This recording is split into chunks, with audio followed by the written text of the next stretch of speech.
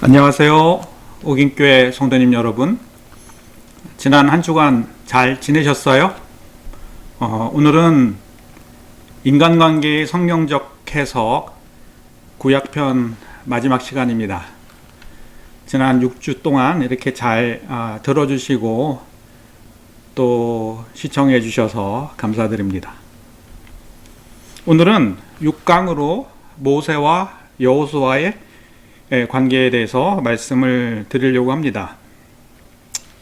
모세와 여호수아의 관계를 통해서 우리 사회에서 우리가 또 공동체에서 세대교체를 어떻게 해야 되는지 성경적 세대교체 관계를 말씀드리려고 합니다. 오늘 6강입니다. 모세와 여호수아의 관계인데요. 지난 시간 1강은 아담과 하와의 관계를 통해서 가족관계 중에 부부관계에 대해서 말씀을 드렸고요. 2강에서는 아브람과 롯의 관계를 통해서 가족관계 중에 양육관계에 대해서 말씀을 드렸습니다. 3강에서는 나오미와 룻의 관계를 통해서 가족관계 중에서 이제 결속관계에 대해서 말씀을 드렸고요. 4강에서는 다윗과 요나단의 관계에서 사회관계 중에서 협력관계에 대해서 말씀을 드렸습니다. 5강에서는 지난주에는 다윗과 사울의 관계에서 사회관계 중에서 경쟁관계, 성경적 경쟁관계는 어떻게 말하고 있는지에 대해서 말씀을 드렸고요. 오늘 마지막 시간으로 모세와 여호수아의 관계를 통해서 사회관계 중에서 우리가 세대 교체 관계를 어떻게 형성해야 되는지 말씀드리려고 합니다. 지금 보시는 그림 어디인지 아세요?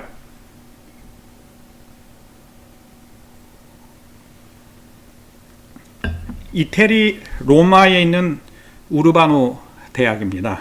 멋있죠? 이 대학의 이렇게 이야기를 말씀을 드리려고 합니다. 이태리 로마 지금 우르바노 대학에서 한 노 신부가 예배를 드리고 난 다음에 이 대학교에 이제 갓 입학한 법대생이 있었는데 그 법대생에게 한번 다음과 같이 이야기합니다. 여보게 젊은이 이렇게 좋은 대학에 와서 축하합니다. 아직 젊은 나날이 많으니까 그리고 살아갈 시간이 많으니까 미래를 준비하는 과정에 있으니까는 내가 한 2가지 정도 뭐 물어봐도 되겠느냐라고 합니다. 그랬더니 물어보라고 이렇게 가난한 법대생이 대답을 합니다. 자네 법과대학 졸업하면은 그 다음에 뭘 하려고 하나라고 묻습니다. 그럼 변호사가 돼야죠. 그리고 그 다음에는 돈 벌고 또 어려운 사람들을 변호해서 좋은 일 하고 싶습니다. 그럼 그 다음에는 뭐 하지? 결혼하겠습니다. 그 다음에는 뭘 하려고 합니까? 애를 낳아서 잘 키우겠습니다. 그 다음에는 뭘 할까? 우리 자녀들을 공부시켜서 또 좋은 대학에 보내겠습니다. 그 다음엔 뭐 하지? 자녀들이 대학교 졸업하고 난 다음에 이제 결혼을 시키겠습니다. 그 다음에는 저도 이제 은퇴를 해야겠죠? 은퇴하고 쉬겠습니다. 그럼 그 다음에는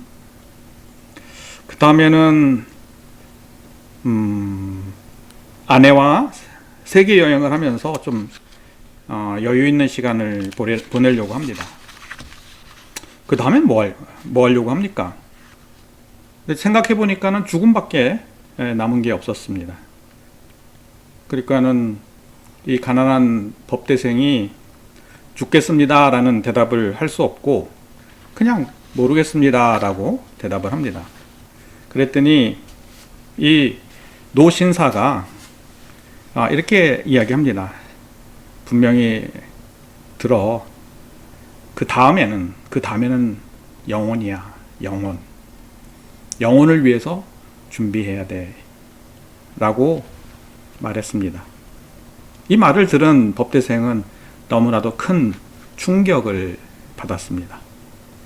그리고 그 뒤에 실제로 사회에 나가서 돈을 많이 벌고 또 자기를 위해서 그 돈을 쓰지 않고 자기가 졸업한 학교, 여기 우르바노 대학교에 좋은 큰 식당을 하나 기증했습니다.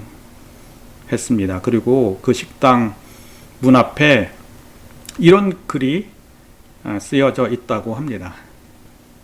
그리고 그 다음에는 우리 성도님들은 그 다음에는 무엇을 하시려고 합니까? 우리는 마지막을 잘 장식해야 합니다. 사는 동안 주님의 뜻대로 사는 것도 중요하지만은 우리의 신앙을 또 하나님 뜻대로 사는 우리의 신앙을 다음 세대에 잘 넘겨주어야 합니다. 이 세대교체 관계를 형성하여야 잘 넘겨줄 수 있습니다. 이것이 바톤이죠. 바톤을 잘 넘겨주어야 우리 신앙의 모습들을 다음 세대에 잘 넘겨줄 수 있는 것입니다. 믿음의 선진들 중에서도 이렇게 신앙의 바톤을 잘 넘겨준 사람들은 그렇게 많지 않습니다. 몇몇 사람밖에 생각이 나지 않습니다. 생각해보면 모세와 여호수아, 바울과 디모데, 엘리야와 엘리사 등 거의 많은 믿음의 선진들이 있었는데 다음 세대의 신앙의 바톤을 잘 넘겨준 신앙의 선배들은 그렇게 많이 생각나지 않습니다. 왜냐하면은 이 믿음의 세대 교체는 그냥 이루어지는 것이 아니라 의도적으로 세대 교체를 위한 관계를 형성해야 하기 때문입니다. 성경적 세대 교체 관계를 형성해야 다음 세대의 신앙을 잘 물려줄 수 있습니다. 성경적 신앙 세대 교체 관계를 형성하는 방법을 말씀드리기 전에 모세와 여호수아는 어떤 사람이고 또 모세와 여호수아가 형성한 세대 교체 관계가 어떤 것인지 말씀드린 후에 성경적 세대 교체 관계를 형성하는 방법에 대해서 말씀드리려고 합니다. 먼저 모세입니다. 모세의 모자는 물이란 뜻이고 세자는 건져 올렸다는 뜻입니다. 모세의 뜻을 합치면은 물에서 건지움을 받은 사람이란 뜻입니다. 하나님의 은혜로 물에서 건지움을 받아 생명을 얻었습니다. 이 모세는 레위의 후손이라고 말하고 있습니다. 레위는 제사장과 그 제사장을 도와서 성막에서 봉사하는 사람들이 레위의 후손들이 그 일을 담당합니다. 특히 모세의 형 아론은 아론의 그 자손들은 제사장 반열로서 제사장에 속한 족속입니다. 모세의 아버지는 아브람이고 어머니는 요게벳입니다. 그리고 모세는 둘째 아들이라고 성경은 말하고 있습니다.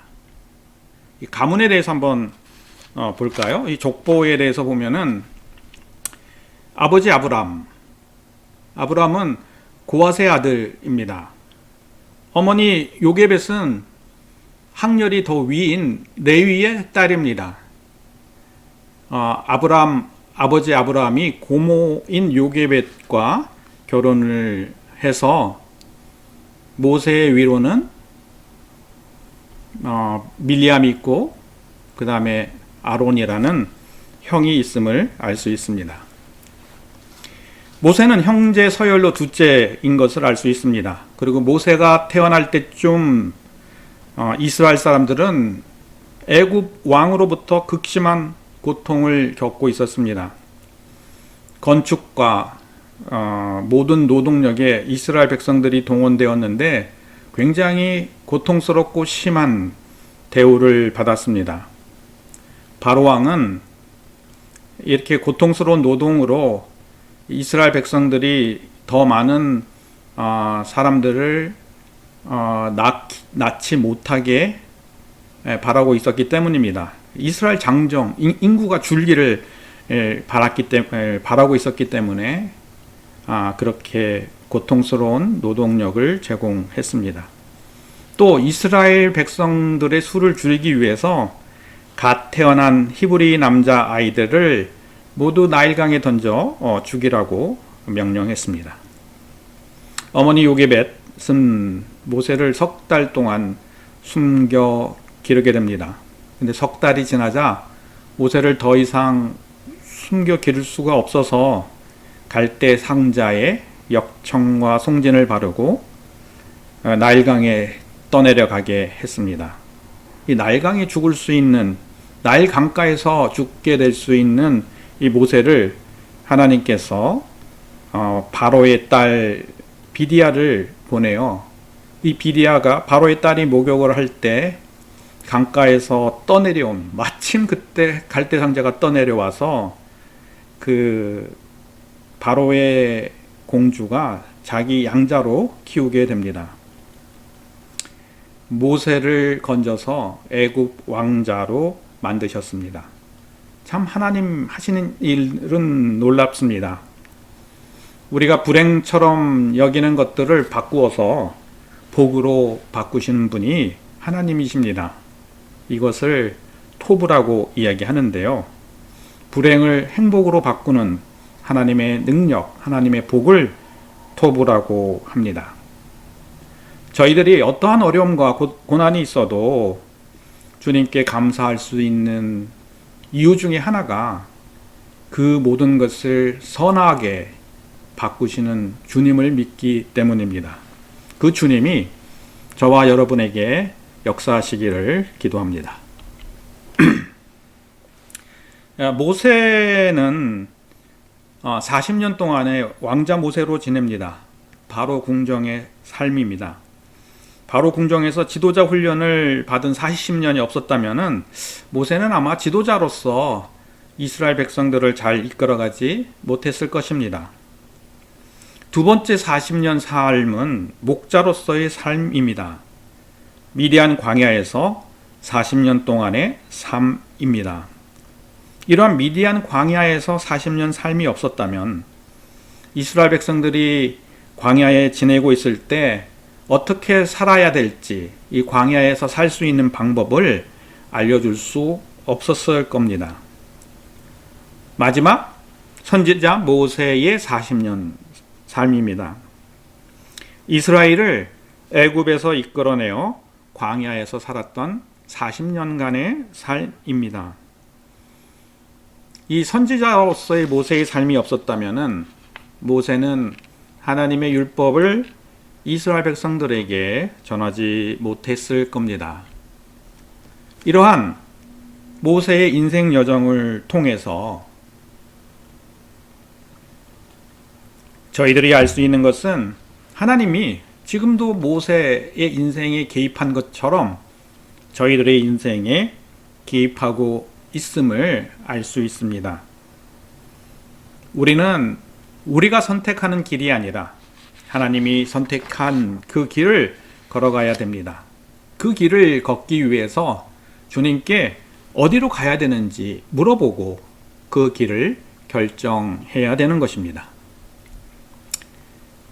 모세가 애굽 사람의 모든 지혜를 배워 그의 말과 하는 일에 능하더라라는 말씀이 있습니다.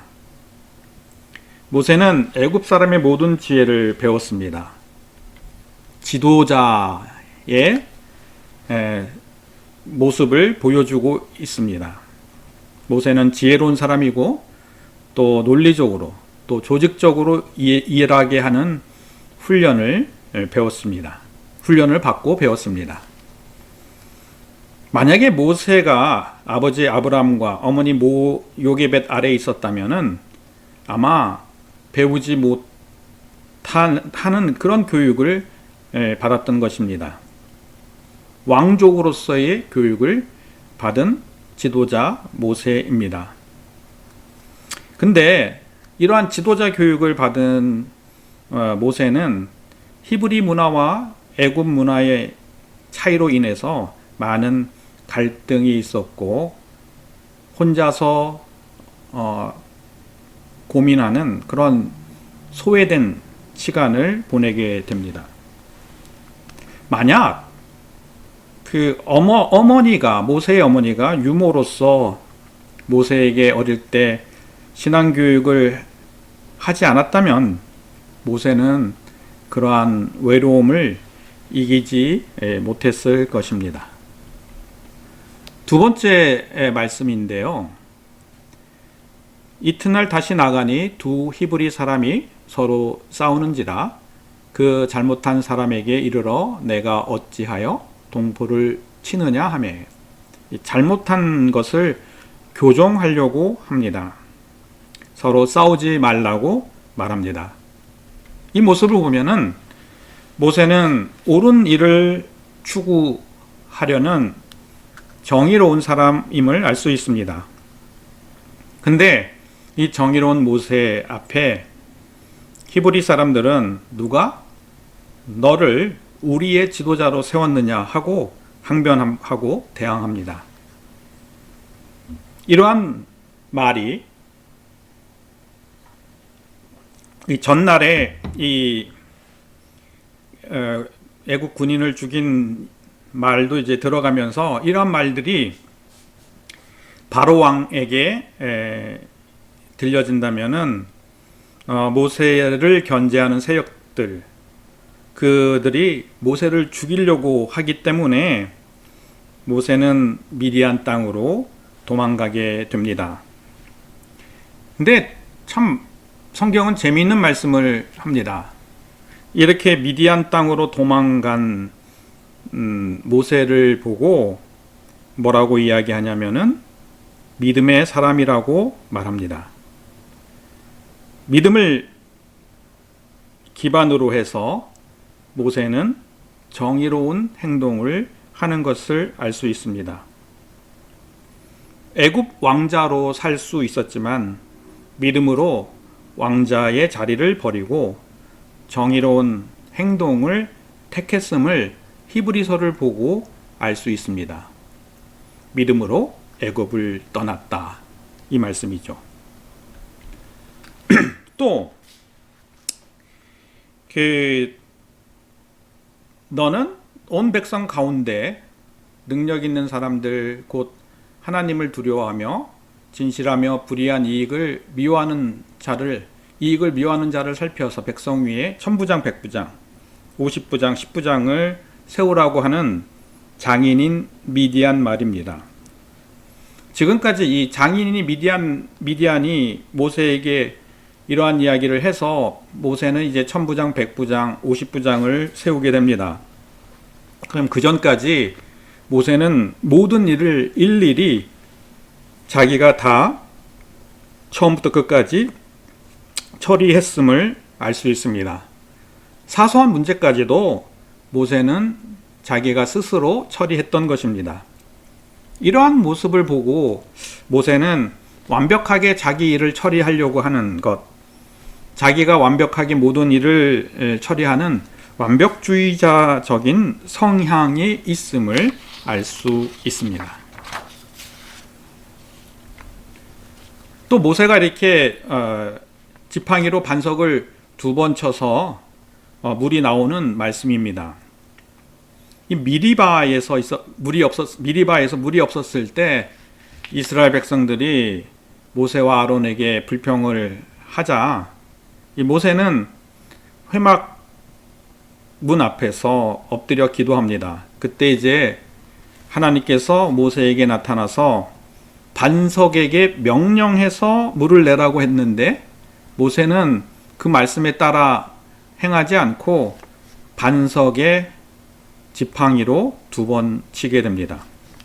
이러한 행동은 모세가 이스라엘 백성에 대한 분노를 참지 못하고 지팡이로 반석을 2번 쳤는데 이 모세는 광야에서 40년 훈련을 했는데도 아직 자신의 분노를 통제하거나 또 이렇게 사그러뜨리는 기가 조금 어려운 모세의 모습을 볼 수 있습니다. 결국은 이렇게 모세는 이렇게 분노함으로 인해서 가나안 땅에 들어가지 못하고 모압 평지에서 인생을 마감하게 됩니다. 이제 모세의 성향에 대해서 이제 말씀드렸고요.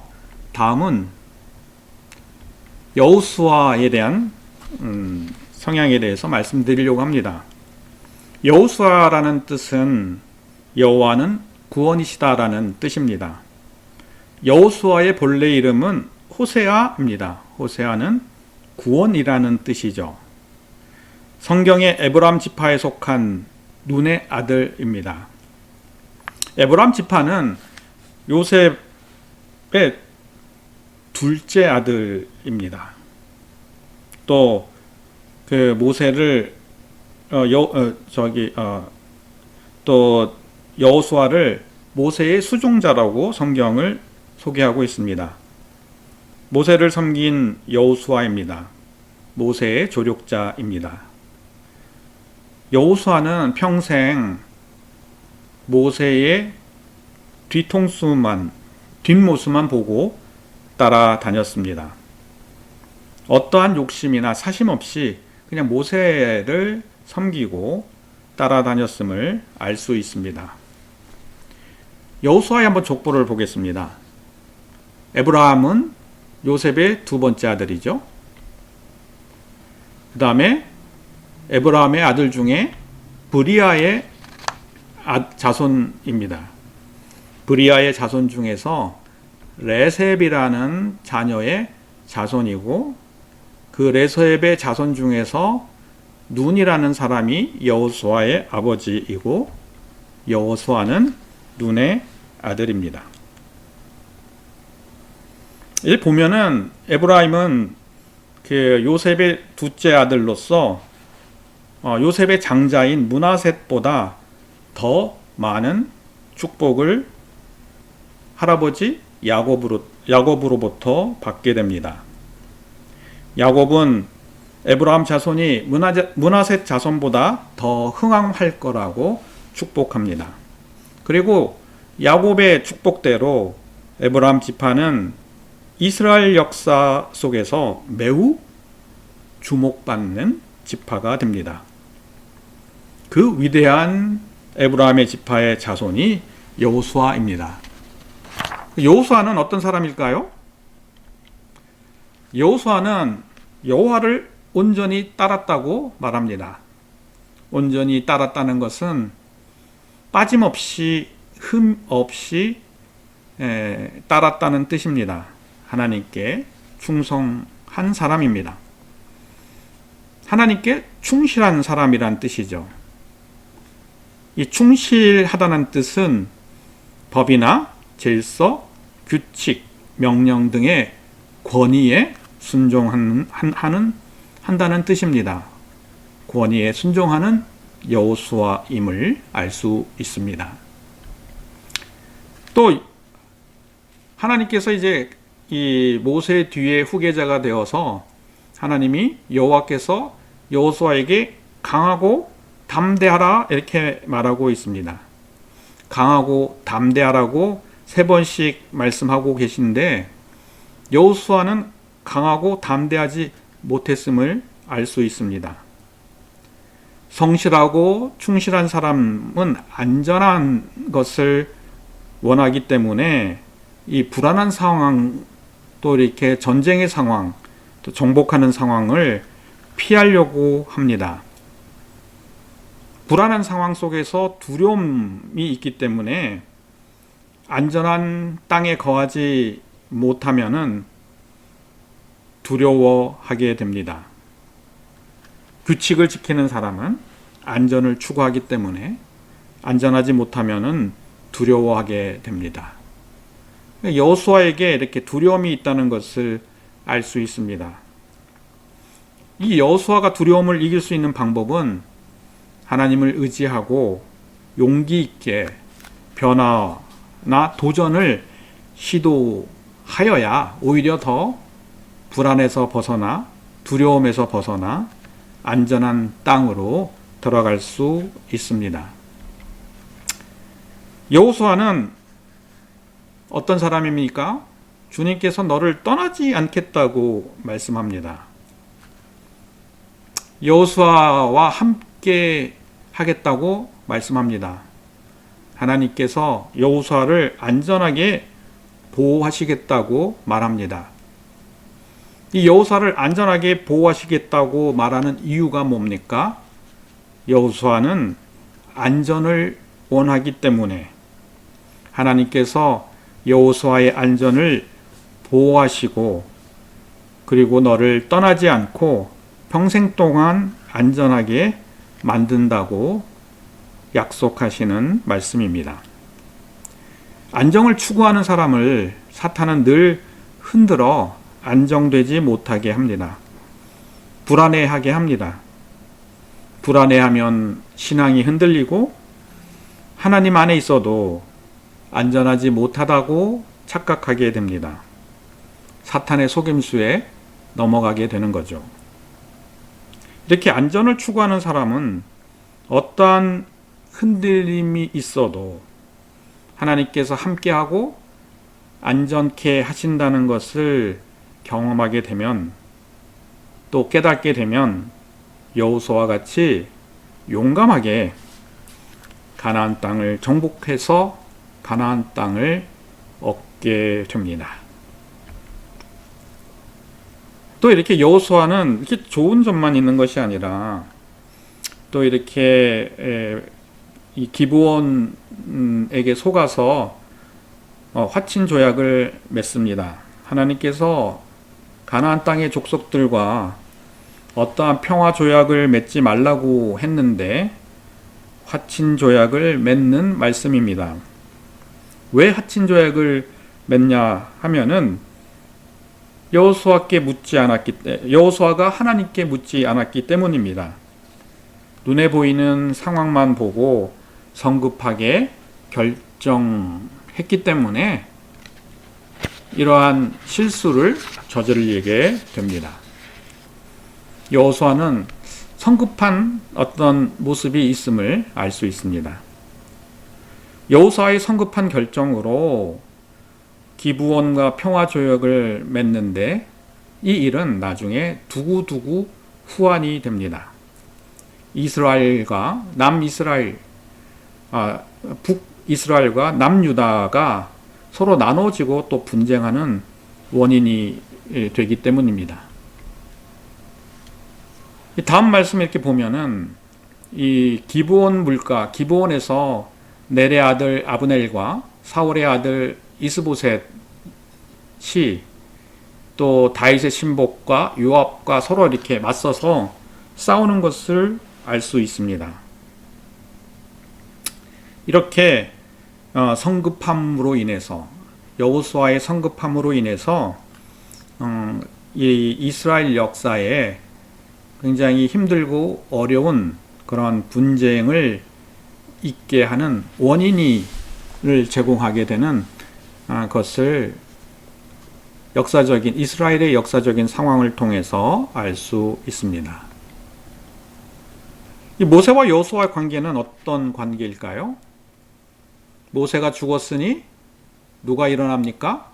여호수아가 일어나고 여호수아가 모세의 사역을 대신해서 그 일을 행하게 됩니다. 이 일을 세대교체 관계라고 말합니다. 모세가 죽은 뒤에 이스라엘 백성을 이끌고 가나안 땅에서 그 땅을 정복할 사람이 여호수아입니다. 모세에서 여호수아로 세대교체가 되었습니다. 이렇게 세대교체 관계를 형성하는 이유는 하나님께서 주신 언약의 사명, 땅을 성취하라는, 땅을 취하라는 그 언약을 이루기 위함입니다. 우리도 하나님의 언약을 성취하기 위해서 세대 교체를 해야 하는 것입니다. 두 번째 세대 교체는데요. 이 세대 교체는 하나님의 뜻으로 이루어지는 것을 알 수 있습니다. 이 본 말씀은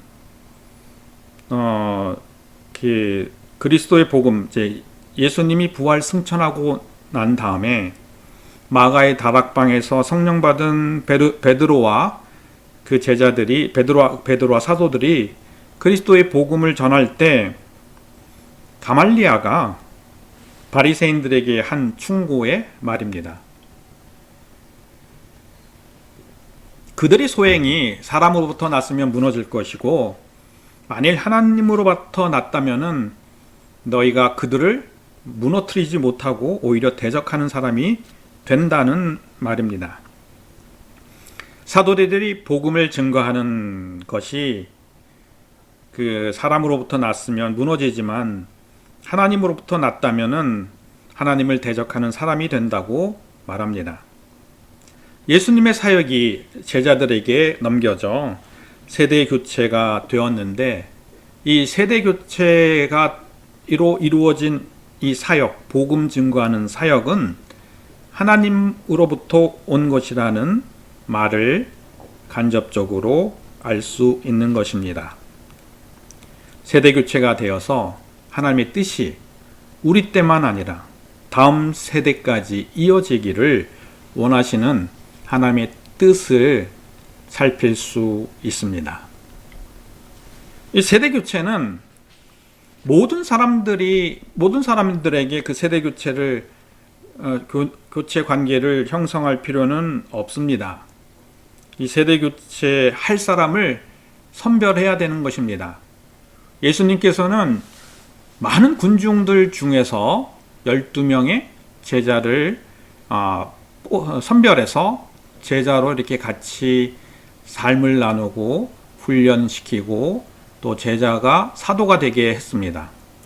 그리고 이 12제자들 중에서 특별히 베드로, 요한, 야고보는 주님이 이렇게 기도할 때, 마지막 십자가에 돌아가시기 전에 기도할 때, 또 중요한 사건의 모든 것에 참여하는 3명이 있었는데 그 베드로와 요한과 야고보입니다. 주님께서는, 그리스도께서는 12제자들 중에서 또 3명을 선별해서 특별하게 주님을 알게 하고 주님의 사역들을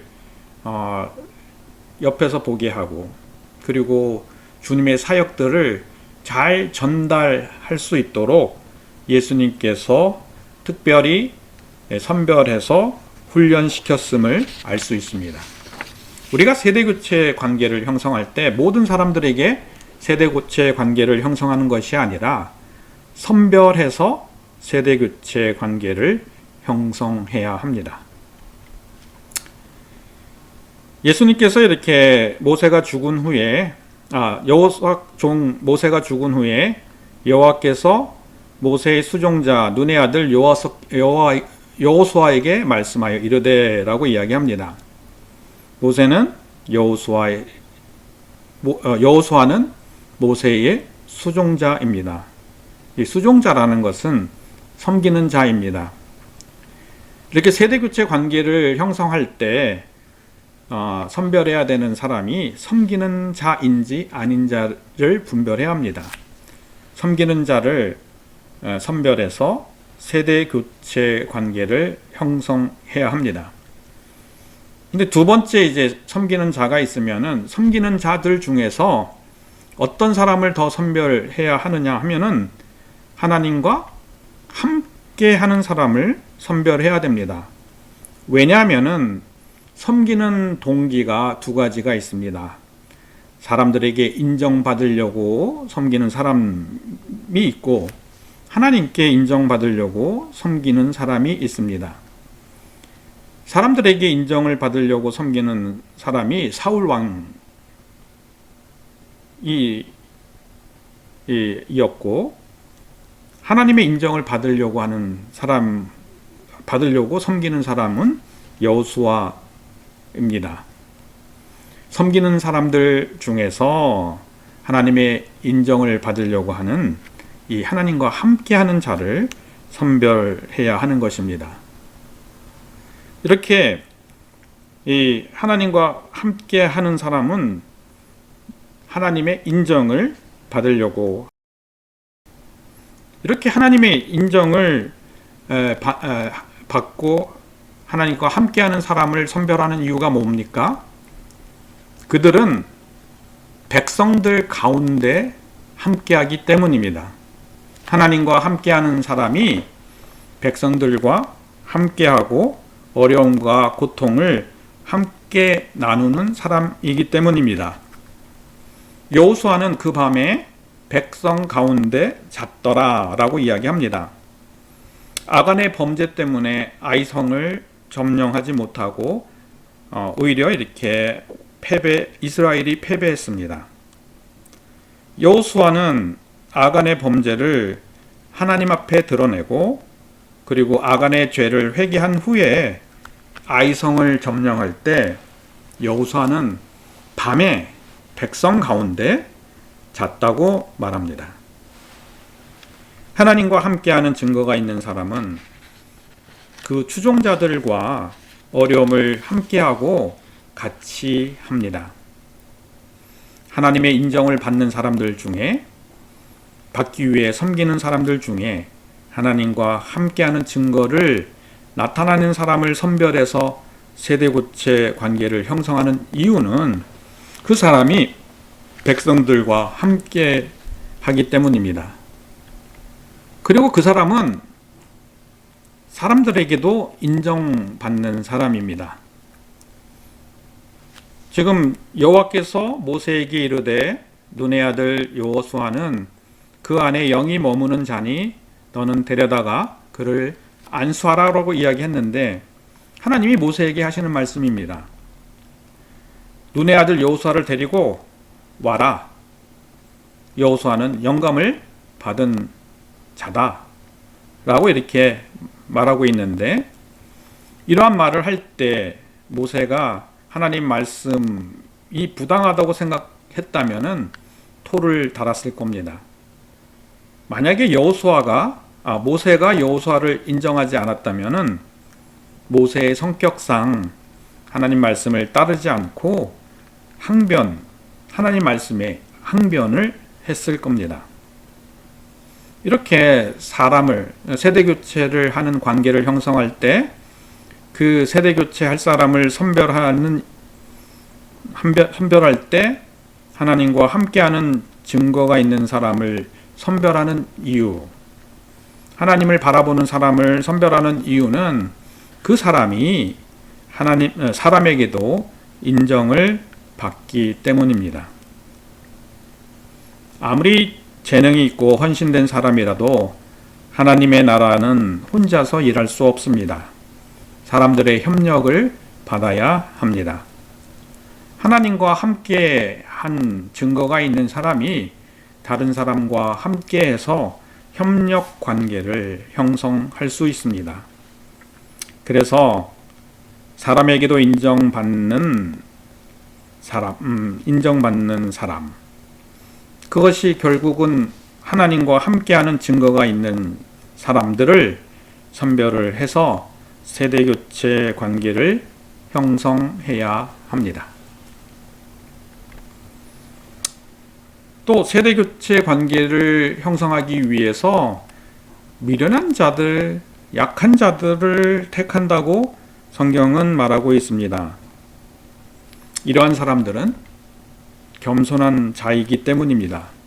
자기를 드러내지 않고 하나님을 드러낼 수 있는 사람이 겸손한 자입니다. 하나님의 인정을 받으려고 섬기면서 하나님과 함께하는 증거가 있는 사람은 흔히 강한 사람보다 약한 사람입니다. 겸손한 사람입니다. 겸손한 사람이 하나님을 드러냅니다. 하나님께서 이렇게 겸손한 사람을 선별하는 이유는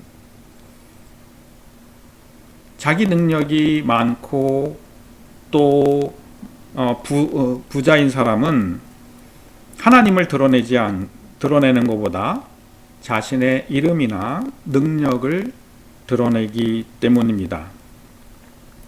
세대교체 관계를 형성하기 위해서 선택하는 사람은 하나님의 인정을 받으면서 인정을 받으려고 섬기는 사람 중에서 하나님과 함께하는 증거를 나타내는 사람인데, 그러한 사람들을 중에서 겸손하게 주님을 드러내는 사람을 선별해야 하는 것입니다. 이렇게 세대교체 관계를 형성할 때 겸손한 사람을 선별하는 이유는 하나님께서 교만한 자를 싫어하시고 교만한 자를 넘어뜨리시기 때문입니다.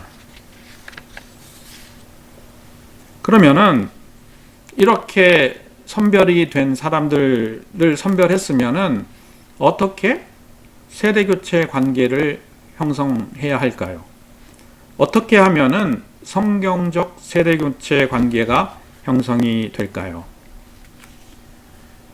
하나님이 주신 자원을 다른 사람에게 나누어 주어서 다른 사람을 세워주는 이 관계적인 행위를 멘토링이라고 합니다. 멘토링을 통해서 성경적 세대교체 관계를 형성해야 합니다. 성경적 세대교체 관계를 형성하기 위하여 의도적으로 사람을 선별해서 멘토링 관계를 형성해야 합니다. 이러한 멘토링 관계를 바나바의 예를 들어서 말씀드리겠습니다. 이 바나바가 사울을 찾으러 다소에 갑니다. 바나바는 착한 사람이고 성령과 믿음이 충만한 사람이라고 말합니다. 이 바나바가 사울을 찾아가는 이유는 사울을 세워주기 위함입니다. 사울을 세워주기 위해서 먼저 찾아가야 되는데, 멘토링을 하기 위해서 먼저 찾아가서 멘토링 관계를 형성해야 합니다. 또 두 번째는, 이 말씀은 보면은 안디옥 교회가 바나바와 사울을 선교사로 파송하는 말씀입니다. 여기서 보면은 일을 시키기 위해서 바나바와 사울을 세웠다고 말합니다. 바나바가 사울을 잘 이끌고 인도했음을 알 수 있습니다.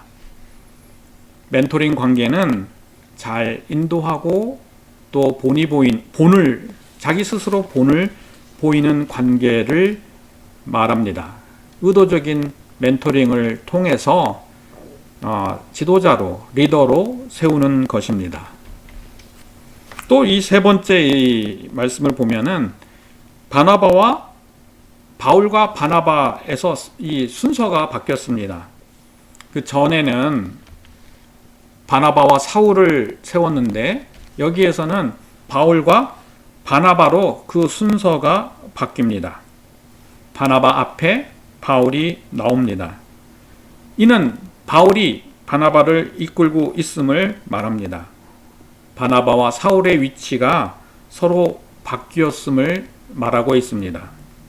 이렇게 세대교체 관계를 형성하기 위해서 멘토링을 하게 되어서, 멘토링 관계를 형성해서 리더로, 지도자로 세워서 자기 위치에 그 후임자를 올려놓는 것이 멘토링입니다. 또 이렇게 바나바는 바울뿐 아니라 마가를 멘토링합니다. 1차 전도 여행 때 사울과 함께 마가도 동참해서 선교 여행을 갑니다.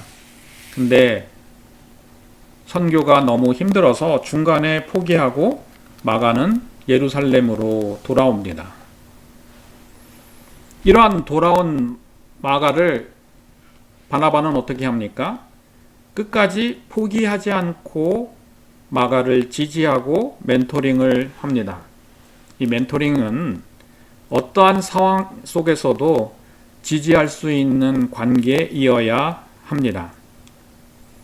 바나바가 마가를 지지해서 이제 2차 선교 여행을 떠날 때 마가를 데려가려고 합니다. 근데 바울은 반대입니다. 왜냐하면은 그 전 선교 여행 때 마가가 포기했기 때문입니다. 그래서 바나바는 바울과 결별하고 마가를 데리고 따로 이렇게 선교를 떠나게 됩니다. 이 멘토링 관계는 후임자가 정말 이렇게 힘들고 어렵고 포기하는 그런 상황 속에서도 그 사람을 믿어주고 끝까지 지지하는 관계를 형성해서 이끌어 주어야 하는 것입니다. 그랬더니 어떻게 됩니까? 끝까지 바나바의 멘토링을 받은 마가는 어떻게 됩니까? 마침내 바울에게도 인정을 받게 됩니다. 지금 말씀은 바울이 로마 감옥에 있을 때 말합니다.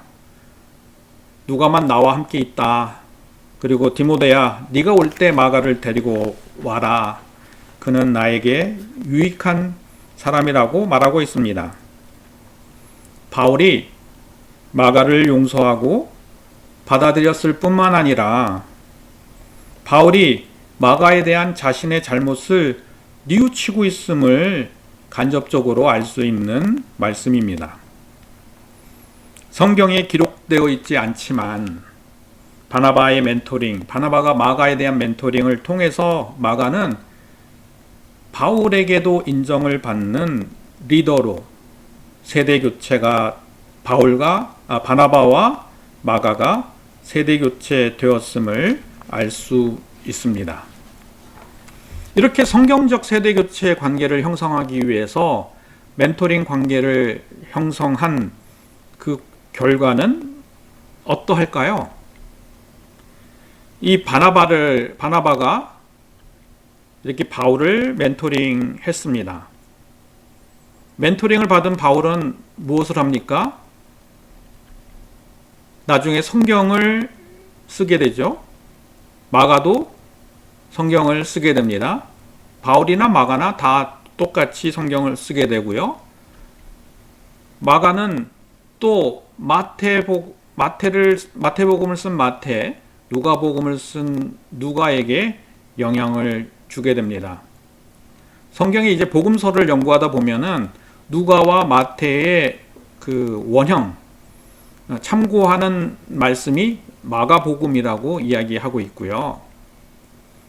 이 바울은 신약의 25.6%를 쓴 것 아시죠? 이 바울이 쓴 디모데 전후서, 고린도 전후서, 로마서까지 다 합하면은 신약의 약 25%를 쓰게 됩니다. 이 마가복음, 누가복음, 마태복음은 신약의 약 34.4%가 됩니다. 이 둘을 합하면은 60%입니다. 신약 성경을 기록하는데 영향을 주었던 사람이 60%의 영향을 주었던 사람이 바나바입니다. 이 바나바의 영향을 받아서 신약의 60%가 기록되었음을 알 수 있습니다. 바나바는 성경에 이름이 직접적으로 성경 기록한 자라고 나타나고 있지 않지만 바나바의 세대 교체 관계, 멘토링을 통한 멘토링을 형성하여 세대 교체 관계를 잘 이루었던 바나바를 통해서 신약 성경의 60%가 이 바나바의 영향에 의해서 쓰여지고 있음을 볼 수 있습니다. 이렇게 성경적 세대 교체라는 것은 멘토링을 형성하여 하나님의 자원을 물려주는 것을 말합니다. 우리 한국에서는 얼마 전에 이렇게 소천하신 정필도 목사님을 둘 수 있습니다. 많은 좋은 목사님들이 계셨는데 그 후임 관계에서 문제가 있었는데 이 정 목사님은 그런 문제가 없이 3월 21일 날 소천하셨습니다. 이 소천하기 전에 유언 기도를 했는데 유튜브에 올라와 있기 때문에 많은 사람들이 정 목사님의 유언 기도를 들었습니다. 아브라함이 죽을 때 이삭에게 축복하는 것처럼, 이삭이 죽을 때 야곱을 축복하는 것처럼, 야곱이 죽을 때 그 12자녀를 축복하는 것처럼 정 목사님은 그 후임자에게 축복 기도를 하고 난 다음 4시간 뒤에 소천하셨습니다. 이 유언 기도는, 기도를 들어보면은 굉장히 호흡이 가쁜데 또 선포하는 마지막 믿습니다라는 어떤 믿음의 선포를 할 때는 굉장히 정확한 것을 볼 수 있습니다. 의사들이 산소 포화도가 낮은데도 이렇게 말을 할 수 있는 것은 자기 능력이 아니다라고 말하고 있습니다. 성령의 능력이죠. 정 목사님께서 소천하기 전에 마지막 힘을 다해서 정 목사님이 가진 성령의 능력을 다음 세대에게 넘겨주기 위해서 정말 평생 동안 한 기도를 마지막에 다 쏟아내시고 유종의 미를 거두시는 모습을 볼 수 있었습니다. 멘토링으로 다음 세대에 우리 신앙의 자원을 전수해야 합니다. 성경적 세대 교체를 하려면 멘토링 관계를 형성해야 합니다. 멘토링 관계를 형성하기 위해서는 신앙의 본이 되는 사람이 되어야 합니다.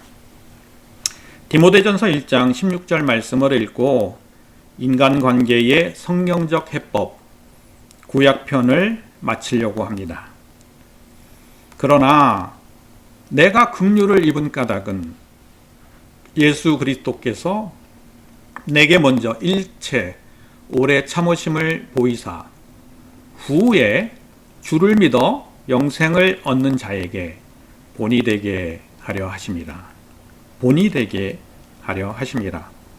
우리가 예수님께 긍휼을 입은 이유는, 또 예수님께서 우리를 오래 참는 이유는 그러한 모습들을 보여준 후에 우리가 다음 세대에게 신앙의 본을 보여서 그 신앙의 유산들을 잘 물려줄 수 있도록 세대 교체 관계를 형성하기 위함이라고 예수 그리스도께서 우리에게 긍휼을 주셨다고 말씀하시고 있습니다.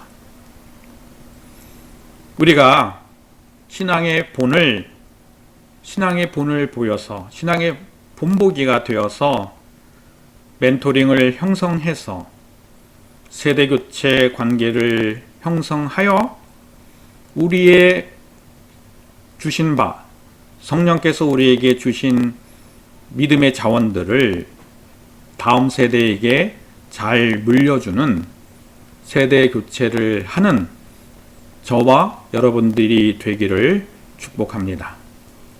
이 세대교체를 가장 잘 하는 사람이 주님의 가장 귀한 은혜와 복을 받은 사람일 것입니다. 기도하겠습니다. 주님, 감사합니다.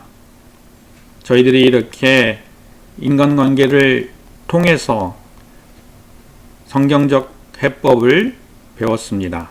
구약편인데 이제 마지막 강의가 끝났습니다. 처음부터 끝까지 성령께서 인도해 주심을 감사드립니다. 또 말씀을 듣고 전하는 자 모두에게 주님이 넘치는 은혜를 주셔서 그 삶과 그 행동을 통해서 주님의 본이 되도록 주님께서 복의 복을 더하여 주시옵소서. 이 모든 말씀 예수 그리스도 이름으로 기도 올리옵나이다. 아멘. 네, 감사합니다. 또 이렇게 지난 6주간 성경적 인간적 관계의 성경적 해법 구약편을 끝까지 들어주신 모든 성도님들에게, 그 성도님과 그 가정에 늘 주님의 은혜가 충만하기를 기도합니다. 감사합니다.